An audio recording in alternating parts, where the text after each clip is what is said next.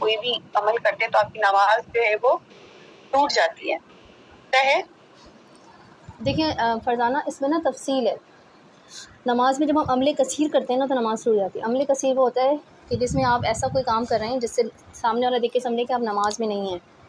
जैसे आपको फ़र्ज़ करें ख़ारिश हो रही है, आपने एक दफ़ा खुजलाया, हालांकि आप तो एक ही हाथ से खुजला रहे हैं, लेकिन आपने दोबारा खुजलाया, फिर आपने तीसरी बार खुजलाया, तो क्या होगा, ये अमले कसीर हो जाएगा। इसी में आता है दुपट्टा सेट करना भी।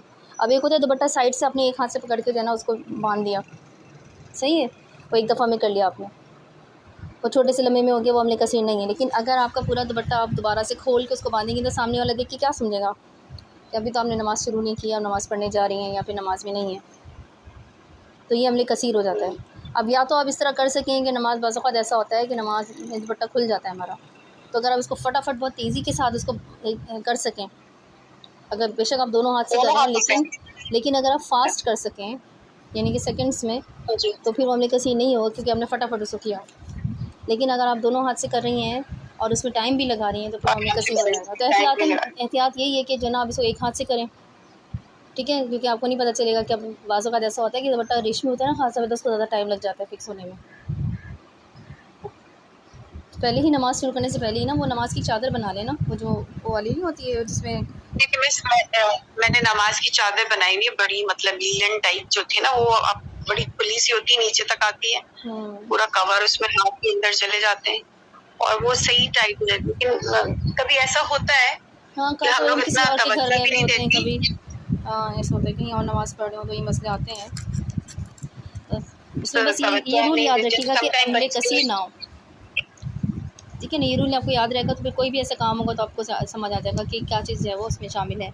और फिर ये कि हम ना उसका इंशाल्लाह तफसील से पढ़ेंगे। असल में ये फ़िक़्ह के वो उसमें आते हैं ना डिटेल सारी, हमें ना नमाज के सारी चीज़ें ना ज़रूर सीखनी चाहिए, तहारत से लेके हर स्टेप के। रुकू में हम क्या क्या मिस्टेक्स हो सकती हैं, सजदे में क्या क्या मिस्टेक हो सकती हैं। ख़ास तौर पर ये चीज़ें उस वक्त काम आती हैं जब आपको कभी चोट लग जाती है, आप नहीं कर पा रहे होते, ठीक है, तो उस वक्त क्या समझ नहीं आ रहा होता कि हम कैसे पढ़ें, उसके चक्कर में ख़वातीन नमाज़ ही छोड़ देती कि हम कैसे रुकू कैसे करेंगे, सजदे में कैसे जाएँ, से हम ज़मीन पे पाँव नहीं रख पा रहे, क्या करें। तो उन सब सूरतों में मसला होता है, तो अगर इल्म होगा तो फिर आपको मसला नहीं होगा।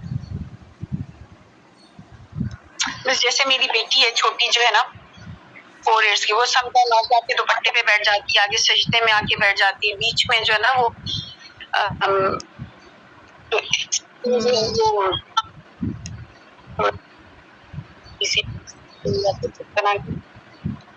फरजाना आपकी आवाज़ आपकी ग्लिच होगी, मुझे समझ नहीं आया आपने क्या बताया। बस ये मेरी छोटी बेटी है ना 4 साल की, समटाइम हम नमाज पढ़ रहे थे, वो बीच में आ जाती है, दुपट्टा खींच रही होती है मतलब, और ये कहते हैं सजदे में आगे आ जाती है, लेट जाती है या कुछ इस तरह की चीजें करते हैं। तो ऐसी कौन कौन सी चीजें जिससे हमारी नमाज जो है वो टूट जाती है। हाँ सही, अगर हाँ तो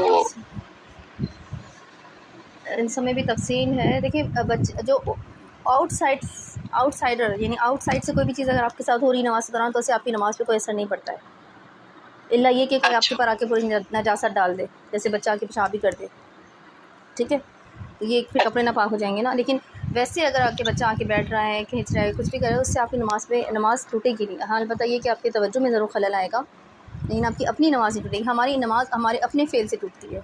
अगर हमने ख़ुद नमाज के दौरान ऐसा कोई काम किया, हंस लिए, ज़ोर से हंस लिए, या फिर अमले कसीर किया, या बहुत सारे और तरीके हैं बातें जिसकी वजह से नमाज टूटती है।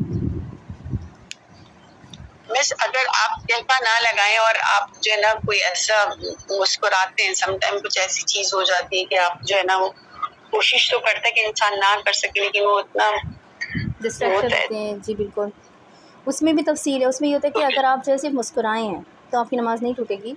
एक्चुअली में नमाज़ नहीं टूटती, टूटता वज़ू है, तो वज़ू टूटने की वजह से नमाज़ टूट जाती है। तो वज़ू कब टूटता है, जब आप कहका लगाते हैं, ठीक है, कहका लगाने से क्या होता है, नमाज वज़ू टूट जाता है। सही, मिस कहका लगाने से वज़ू टूट जाता है नमाज के अंदर, नमाज के अंदर, वैसे नहीं, तो नमाज के अंदर की बात की जा रही है ना। मुस्कुराने से नमाज नहीं टूटती है। हाँ ये कि दांत ना निकलें आपके, अगर दांत निकलेंगे तो वो कह के में शुमार होगा, हंसी में शुमार होगा, ठीक है। हंसी अलग चीज़ होती है ना, मुस्कुराहट अलग चीज़ होती है। लेकिन हम इसको फिर भी तफसील से दोबारा पढ़ेंगे इंशाल्लाह, एक एक चीज़ ना, स्टेप बाय स्टेप। चलिए ठीक है, फिर अब अर्शा तो है नहीं, तो अब हम